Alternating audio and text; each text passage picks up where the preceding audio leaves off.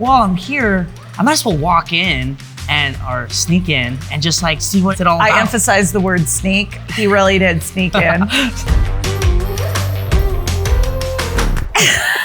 Hi, everybody. This is Kendra Rommel with James Wong of MAXA Design, who originally started out as a stranger and quickly became a friend and a professional partner. So let's talk about that, James. Let's tell the world how we met. Sure. So this happened back like 3 years ago, right?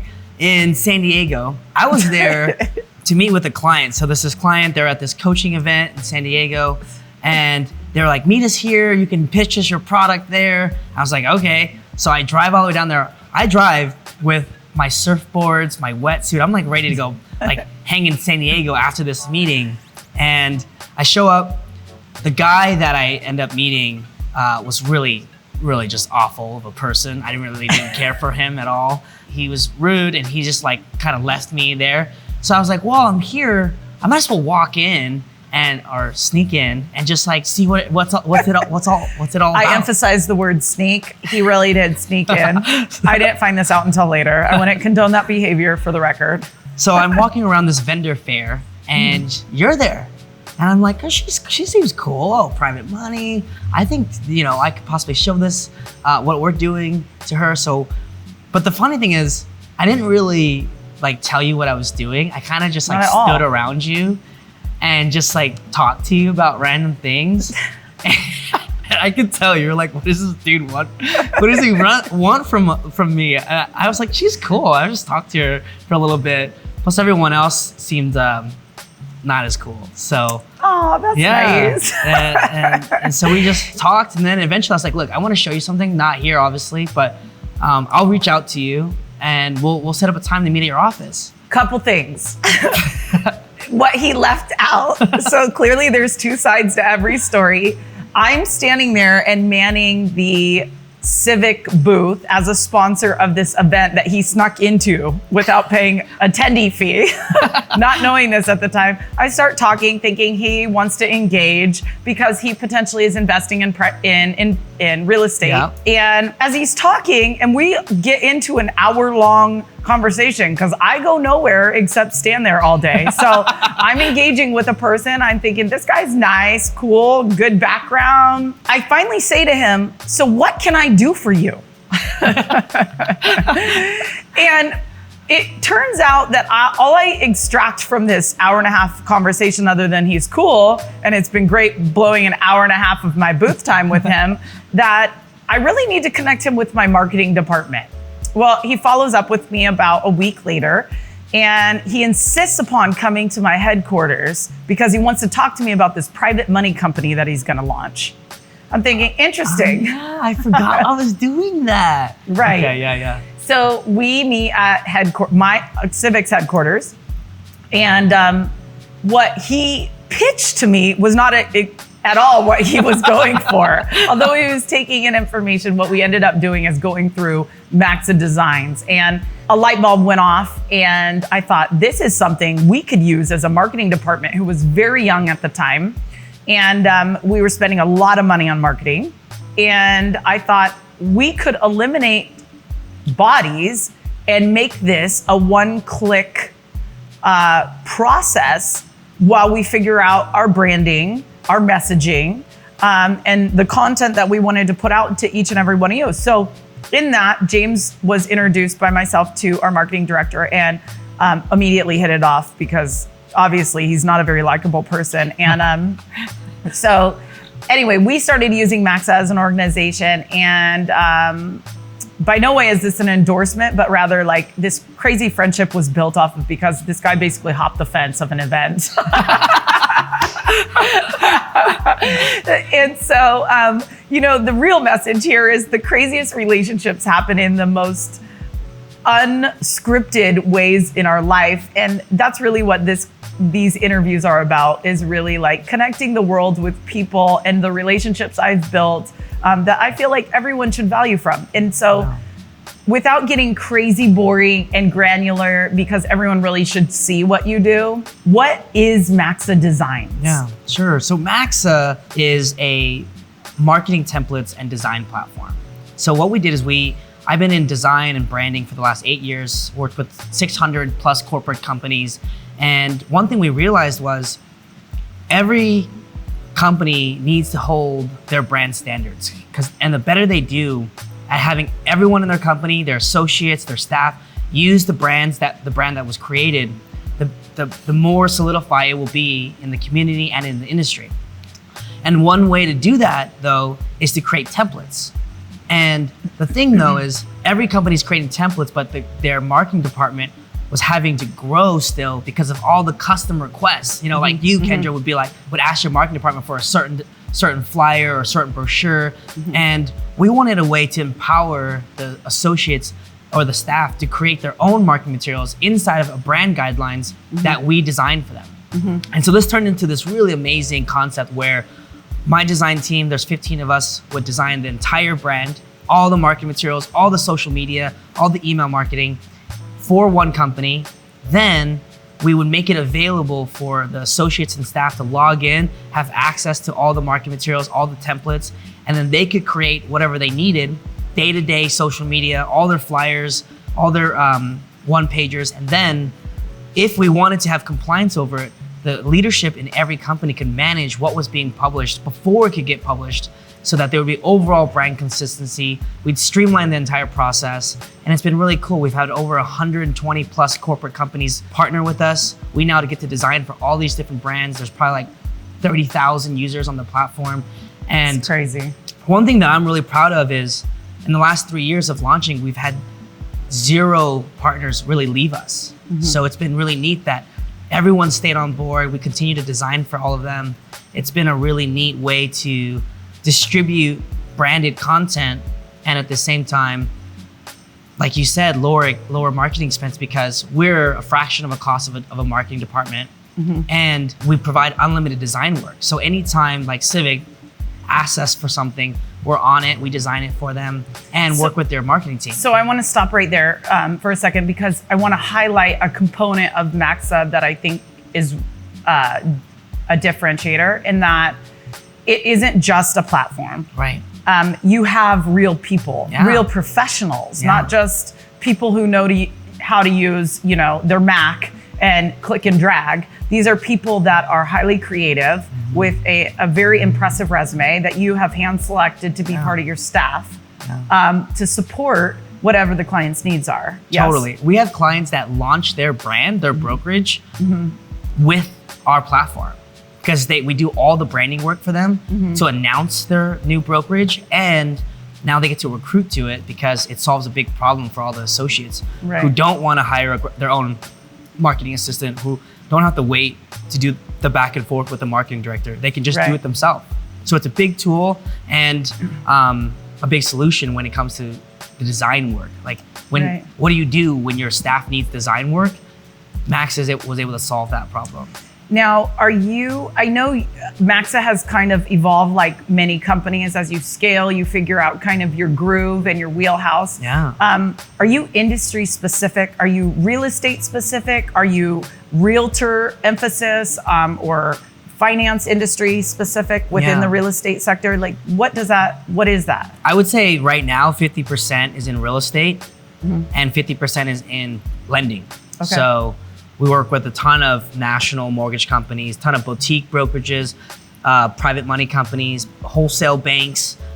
They all kind of any company with a lot of associates or a large sales force is our perfect client. When we're talking about your perfect client, are you looking to capture managing someone's consistent presence, like social media presence? And we'll kind of circle back on this in a second, but are you managing a person who's coming out trying to brand themselves on social media platforms and websites, et cetera, or are you looking for somebody who's already they're looking to rebrand, they're looking for their execs or their leadership team to manage a kind of a 4,000 foot level that they can push out? What is that's a broad spectrum. So we work with all of them in that industry. So we have, I just started a mortgage company with 3 loan officers, and they were like, we still need this system. It's way more affordable than hiring a full-time graphic designer. So they signed with us today. We started them today. That's and then awesome. We've got clients like Berkshire Hathaway, California Properties, 40 offices, 6,000 plus agents, all on the system. So it's kind of neat because I would say a majority of our clients are boutique or they're independent. And so they use us mainly for our design, that fulfillment, and then the design editor that we host them on our platform. And then we've got like 20% that are corporate that use like all our features and help us evolve our brand, our product. We're constantly developing new things for you guys that then everyone gets the benefit from. I mean, I feel that way, right? But we have tunnel vision in whatever we are doing every single day, right? And so I kind of want to talk about that as a individual within a large organization. Obviously, my organization is behind you, but as an individual trying to separate myself, and as a team or as a salesperson or as a real estate agent, that even if you have a company mind, you are individually branding every single day. You're developing relationships as an individual, right? The push is develop your presence online, right? Through content. Through content. But what is content, right? Yeah. A person with a sales or a business development mindset doesn't truly know what content means, right? Totally. So share with us what you would say to that person, that individual who's looking to put themselves out there, but doesn't know how to put themselves out there. Yeah. The best way I can explain content for like that top producer who is very focused on business development and their relationships is content is selling yourself through leverage. It's the coolest thing because if you sit down with someone and you're showing them your value proposition one-on-one, that's 1 hour of your time, 1 hour of your time that you to show this person what you do. But if you create a video showcasing your value, and that took you an hour, but that video reached 100 people, you just exponentially grew your leverage by 100 people, and for that same hour of effort. So for me, that's the power of marketing. So do you think that just putting yourself on camera or putting yourself in a photograph is necessarily, and capturing that audience, right? Whoever your audience is, whether it's 100, 500, 1,000, or if you're paying for additional audience, do you think that is enough? Or is there a pitch? Is there specific content? Totally. What is it? What does that look like? That's such a great question because that's why branding is so important. Because there needs to be a narrative behind everything you publish. All of your content should have a narrative that people can engage and fall in love with. Right. And I say fall in love because it is so true. Like people fall in love with brands. Right. There's a reason why you can pretty much get from here to San Francisco in a Audi versus a Porsche, pretty much the same. Or an Audi and a Toyota. But why does Tell us about that. You just bought one, so let's talk about it. I know, actually I was up like really late last night, like watching this video, this YouTube video where they like drove 12 of the like most expensive cars of last year, 2019. And like the car that I just purchased was #1. They ranked it #1. So I was like on fire about that narrative. But people who love marketing do really well, in my opinion, especially if they're in sales, like you or a real estate agent or a real estate team, someone who brands themselves really well. They do, because there needs to be a reason why someone wants to work with you. So great example, there's 13,000 agents in Southern California, in just LA County, not including Orange County, San Diego County. Right. I think there's another 22,000 in Orange County. They all do kind of the same thing. Like they move people from A to B. Right. Or, you lend money. Like, Don't make it sound like that. It's actually super fun. Oh, dude, if I was not doing what I'm doing, I'd be in your game all day. But you could be on the Rommel team. I could. Maybe. We'd have to talk about it. So if that's the functionally as an attribute, what you do is your value proposition is to move people from A to B as a realtor. There's 2 other attributes you should consider. One is your emotional attribute. Emotionally, how do you make people feel? Are you the ambitious, powerhouse, get everything done. And so when the client works with you, they feel very confident that you're gonna bash through doors to make sure that you get them what they want? Or are you the nurturing person who helps them with transitions and you're catering to everyone's that's involved in that transition? And I've worked with realtors who make $1 million a year at super supportive, very nurturing, non-aggressive. It's amazing to watch them. Everyone refers them because they're the nicest person in the world. And then I've seen power couples that like kill it. They're making seven figures and they're just the badasses in the industry, and everyone wants their sign in front of their house. But there's a story to them. So great example, I worked with this, I'm not gonna say his name, but he's a realtor, 24 years old, total newbie, newbie. Like he shouldn't be. He's like door knocking, and he's trying to get all these listings in his area. It's this area called in Los Feliz in LA. Zero, like just nothing. He's got no response from any of these people, and he's like working really hard. And I'm like, dude, you look like a punk. Like no one wants to work with you. And I'm like, let me help brand you. So he's like, what do you mean? I was like, well, let's develop a brand entity, not your name. Let's create a whole new concept.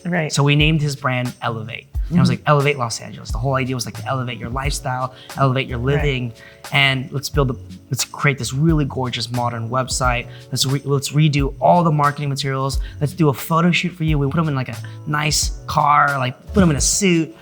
Anyways, he launches the brand.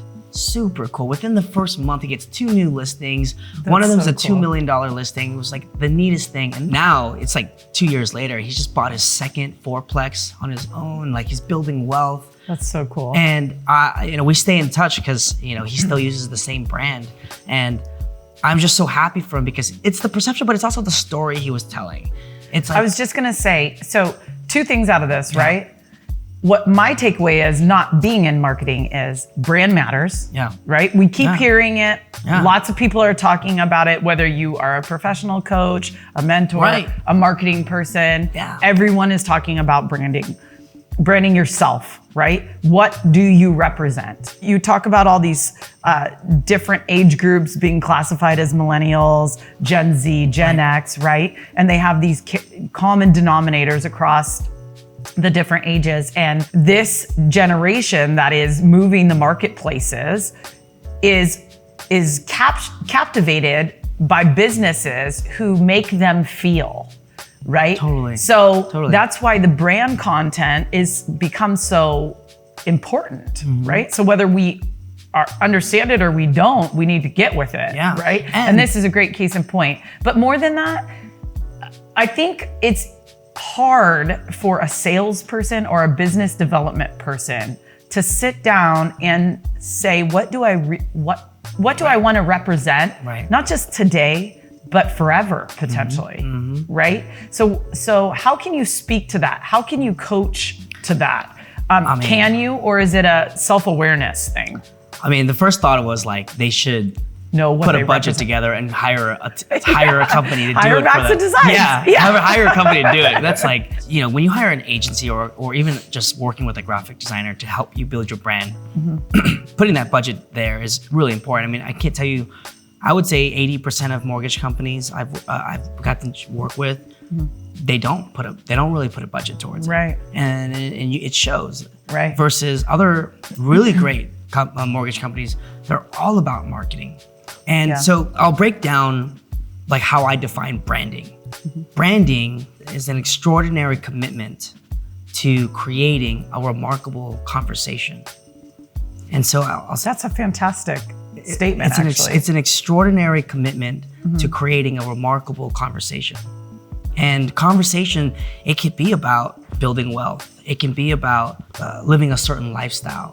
It could be about family, but what's the conversation you're creating through all the content that's being pushed? So you can't just go on, like sometimes I see that, like people just say, just get on and record yourself. And it's like, dude, there's no meat and potatoes. There's no remarkable conversation that's the foundation of the brand. And then how I define marketing is it's an extraordinary commitment to promoting that remarkable conversation.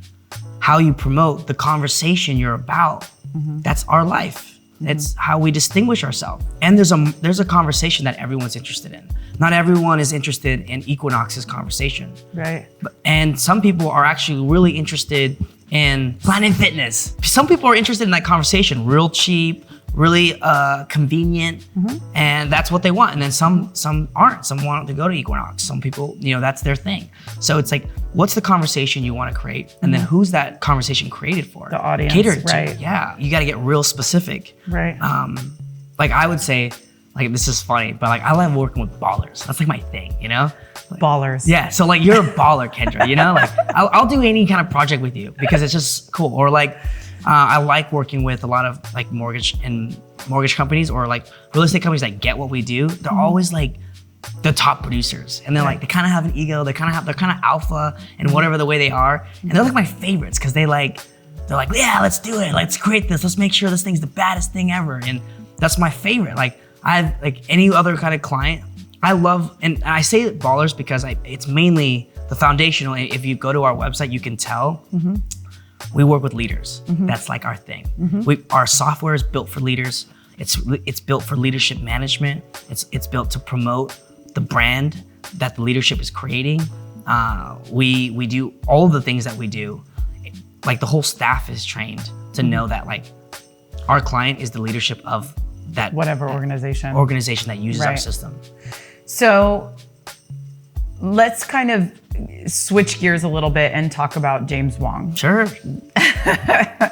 Let's talk about how you arrived at developing your company. And has your heart and mind always been to develop a marketing company? No. I would say my like purpose in life, that's like super deep, but like do it. Dive. It's to create an environment for people to give their fullest gifts. That's what I've always been about. Like that's what this is about. Yeah, like it's the whole thing is, I think there's a lot that we have to offer to the world. And we do it through our spirit, our leadership, our skills, our experience.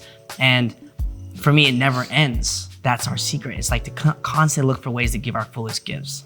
Agreed. And so I started just doing trainings at like offices on like how to use technology, like it was like, and then when we started branding, I was doing branding. I was like, crazy. I'll be honest, like, man, I was doing logos for like $75, and I don't even know how to design, I had like a college friend, and like we started together like 8 years ago, two punks, 20 years old, like just looking for ways to add value really and give our fullest gifts. And then there was a moment where I committed. I was like, I'm gonna be a 7-figure earner. Like that to me was like the coolest thing. Yeah. How old were you when you started? Even with your $75 present, I was like 19. Logos.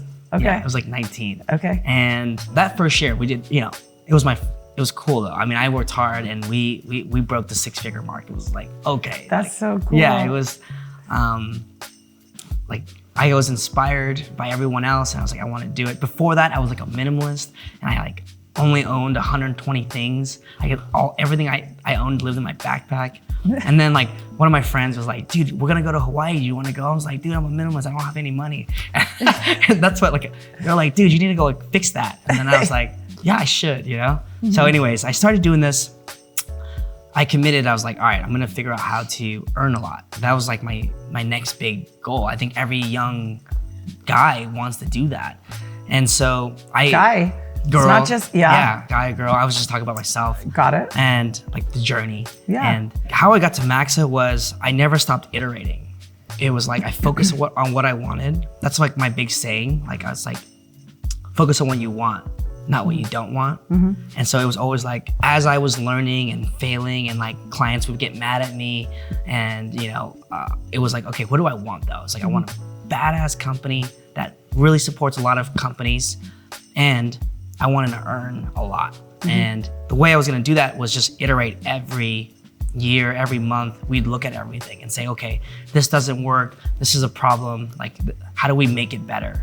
And how do we build something as valuable enough where we could earn a lot of money? And then scale. Scale. Yeah, but not scale like crazy, because controlled scale. Right. I mean, even now I have a business coach, super amazing. She built one of the largest coaching systems in the world. And when she stopped working there, I like got in there and like got her to coach me. Tackled her. Yeah, I was like, you gotta coach me. Yeah. So she's been coaching me for like the last like year. So not to interrupt you, but you're saying so many things that are triggering some points that I want to share with people, because I know how hard it is, or was, for me as a professional to find. So one, you mentioned you had certain markers that kept you going along the way. Yeah. I associate that with goals, right? Yeah. So yes, it's true that you set goals for yourself. 100%. I have a goal. I have a monthly goal and a weekly goal. Okay, perfect. And then there's the year goal, which I do around my birthday. Instead of, everyone so you can celebrate. Everyone does like their January goals. Yeah. Or they're like, I don't know, whenever they do it. I do it around my birthday, which is like funny. The whole company revolves around your birthday? The goals for the company revolves around my birthday. That's good. It's hilarious. It's your company. I know. Do you create, within those goals, do you create a map or a plan to achieve those goals? I do. Everyone that's gonna watch this video, they're probably not just starting their company where it's like, of course not. Like they don't know how to make money type of thing. Ours is like, we know we hit a certain amount of units, right? We would hit the earnings that we would want. Right. It's very clean. It's like nice to know, like, oh, if I just do these many deals, I'm gonna do what I wanna do. So I have minimum goals and then I have maximum goals. Mm-hmm. Like by September, I have a minimum amount of income I needed to earn, or like the goals I wanted to hit. Obviously there's like the financial goals, there's our cultural goals, there's our feature goals, like all the different technology we wanna build before September. And then we have this thing called max goals.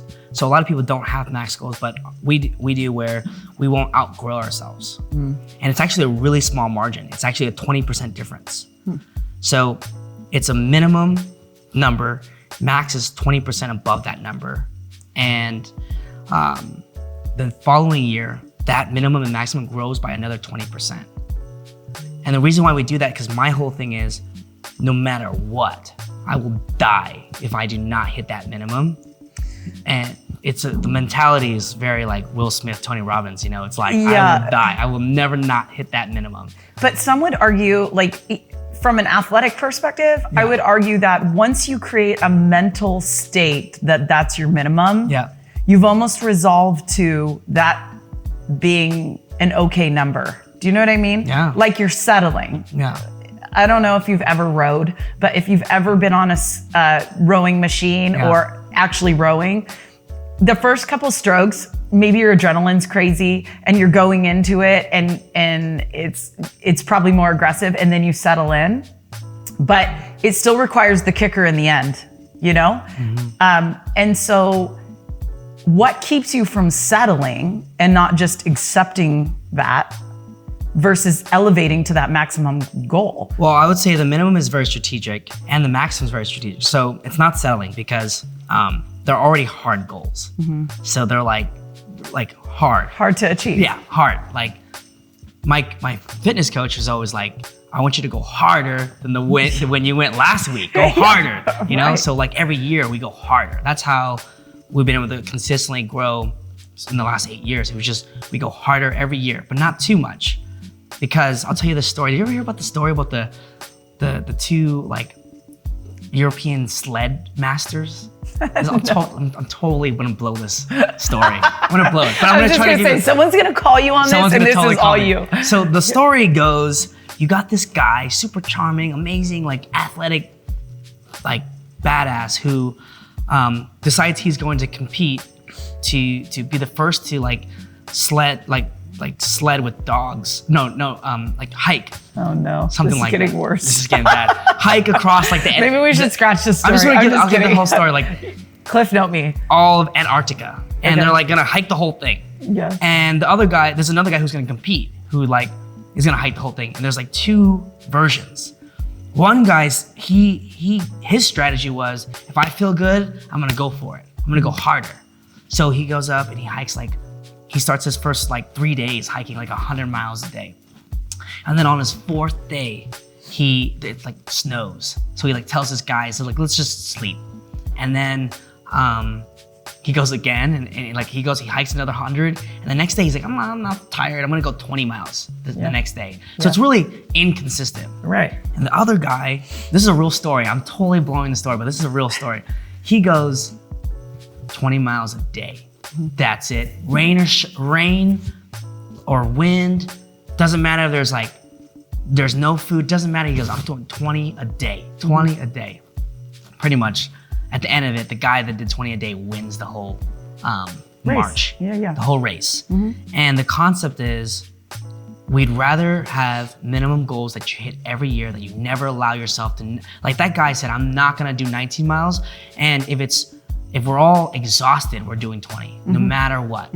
And the no matter what perspective gets you to get on the phone, make those appointments set. Like I used to do 2 a days. That was my thing. It's like no matter what, but for the end of the day, I scheduled 2 appointments where I could pitch something or propose something. And if you did that every day, 2 a day, that's 10 a week. That's 40 a month. Totally. No one that even on their best day is gonna do 40. Agreed. That's where it's strategic to have the minimum, because there's no matter what, we hit the minimum. The max is great, but here's where it gets hard is the following year, you have to grow your minimum by 20%. You're consistently scaling. It doesn't matter. No matter what. So if you earned $500,000 last year and you got to grow that by 20%, that means you've got to add $100,000 to what you did last year. But that means you still have to do what you did last year. So that means you got to hit $600,000 the following year. It's like so actually harder than you think it would be.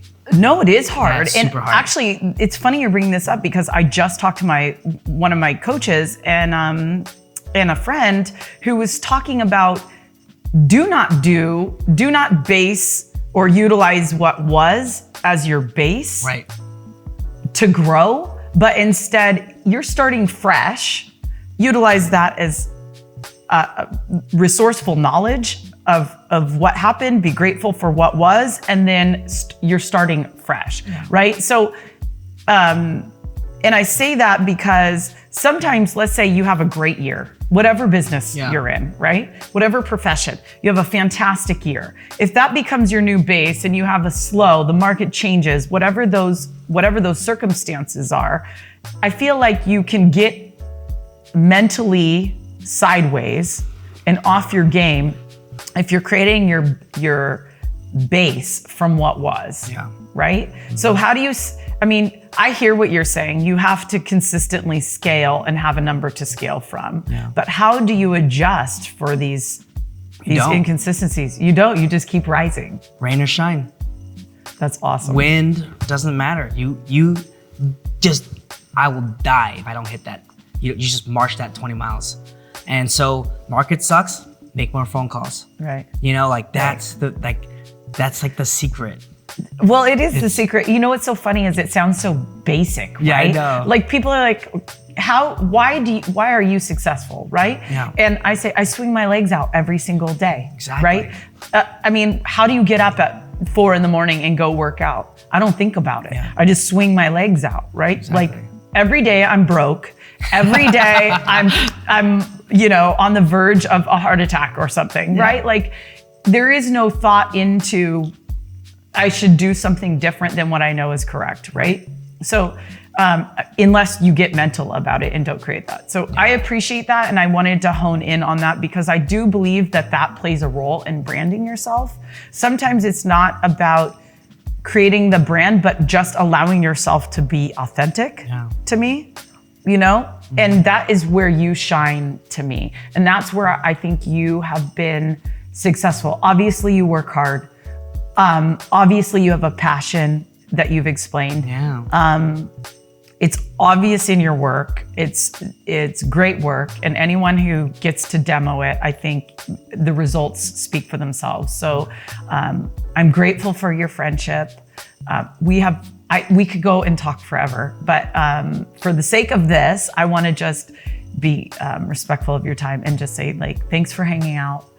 I'm so grateful you snuck into that conference 3 years ago. You're so tight. That's great. I know. If anyone wants to reach out to you for a demo for MAXA design or just marketing consultation, how do they do that?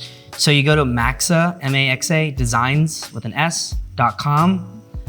There's a Calendly link there that's actually gonna reach me because I run all of that myself, and it's pretty cool. I'm very high touch. Would love to meet you. And you can also email me at james@maxadesigns.com. Okay, awesome. Yeah. What does the future look like for you, James, as a person? So I actually, crazy, I just invested, and so I was in El Salvador 2 weeks ago. I was there for a surf trip. I'm not even the best surfer, I just wanted to go learn, like get better. And I was there, I fell in love with the staff, the Salvadorian culture, the people. Haley, my fiance, and I fell in love with the owners. Anyways, the last day, the owner came up to me and was like, hey, we really are gonna miss you guys, your Cash, your son, we're just gonna, we wanna offer you something. Do you want a massage from our masseuse right before you guys leave on your flight? And I was like, no, but here's what I do want. I wanna invest in this resort.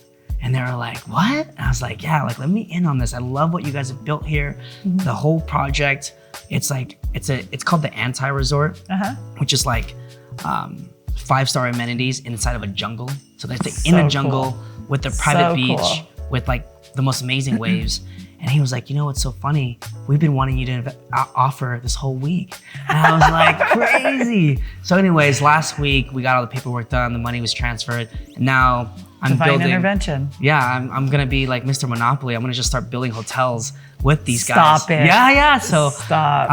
The resort is beautiful what they built, but we're gonna work on another one in Panama, another one in Mexico, and that's gonna be part of our future. What? The Anti-Resort. Okay. And it's the idea is, the type of people that would go there isn't your typical Hawaii or Cancun group. No. It's so different. And no, you want genuine, wholesome. Exactly. And it's authentic. A community.